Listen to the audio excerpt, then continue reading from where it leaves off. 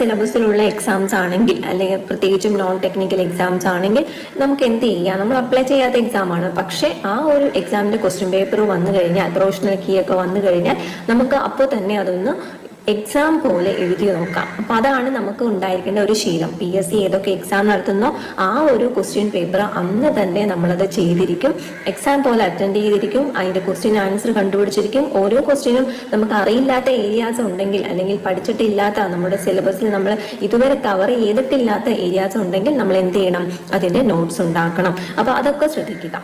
അപ്പൊ അതാണ് നമ്മുടെ മൂന്നാമത്തെ ശീലം എന്ന് പറയുന്നത്. നാലാമത്തെ ശീലം എന്ന് പറയുന്നത് നമ്മൾ എന്ത് പഠിക്കണം അല്ലെങ്കിൽ എന്തൊക്കെ കാര്യങ്ങൾ ചെയ്യണം എന്നൊക്കെ കൃത്യമായിട്ടൊരു പ്ലാൻ ഉണ്ടായിരിക്കുക എന്നതാണ്. നേരത്തെ പറഞ്ഞിട്ടുള്ള പോലെ ഒരു മന്ത്ലി പ്ലാൻ അല്ലെങ്കിൽ മന്ത്ലി ഗോൾസ്, അതിനനുസരിച്ച് മന്ത്ലി പ്ലാൻ, വീക്ക്ലി പ്ലാൻ, അതുപോലെ ഡെയിലി പ്ലാൻസ് ആയ ഡെയിലി ടു ഡു ലിസ്റ്റ്, ഇതൊക്കെ ഉണ്ടായിരിക്കുന്നത് അത്യാവശ്യമാണ്. അപ്പൊ ഇതൊക്കെ എന്തിനാണ് എഴുതി